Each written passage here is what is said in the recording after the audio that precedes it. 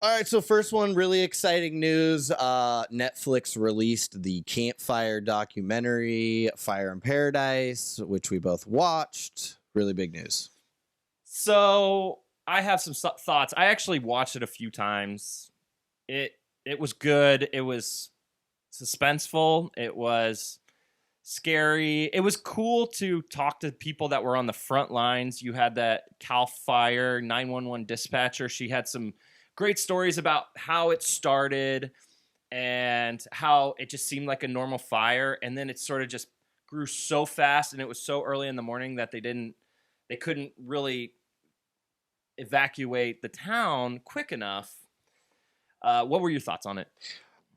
It was very emotional. It I mean, I just got goosebumps just thinking about it again. It was crazy to see the detail that went into the effort to really okay, like there's only so much we can do as firefighters. We need to just contain and do as much as we can to save as many lives as possible. And the fact that they needed to keep, what was it, like 80 people on that just cement The pillar. concrete slab, that was crazy. I didn't know that that happened. So if you haven't watched it, they the traffic built up. There's only one road out of town. If you don't know Paradise, it's Skyway, and it goes for a couple miles down to Chico, and it got backed up so bad, and the fire was closing in on everyone. So the cops and the firefighters got everyone out of their cars. They put them on a concrete slab, and they laid down so they wouldn't get smoke inhalation, and they watched as their town burned around them. That was crazy.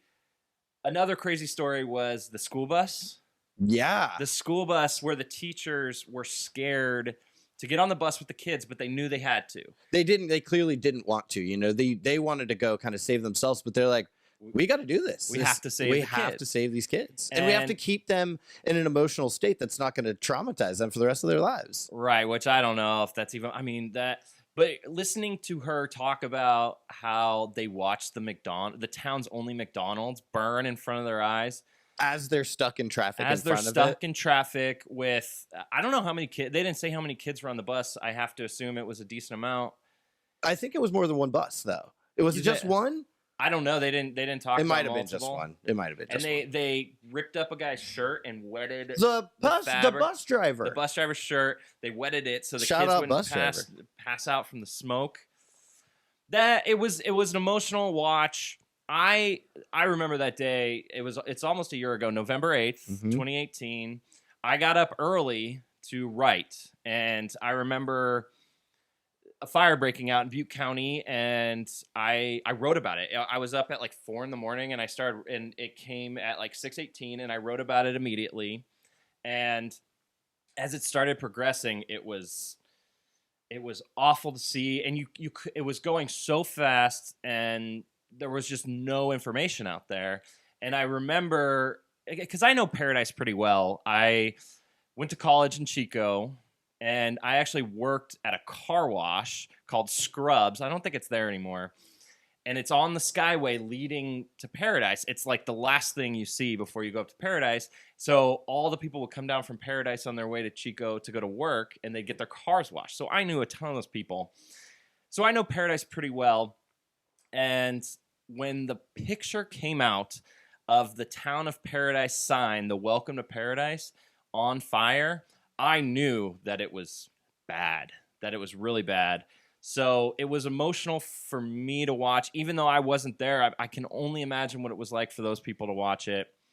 But just a really great watch. Now, I think they missed a lot of things as far as for a lot of people that lost their homes in the fire. That was just the beginning. They were homeless, and they had like huge refugee camps in Chico. They missed that whole part of it. Sure.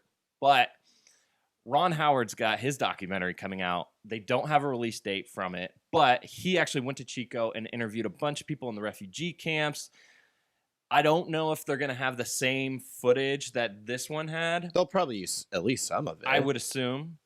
But I'm interested in that story of, that was one day, but people are still dealing with it today, Absolutely. both financially and I mean they had to leave their homes. That you can't. Paradise is barely livable right now. Absolutely.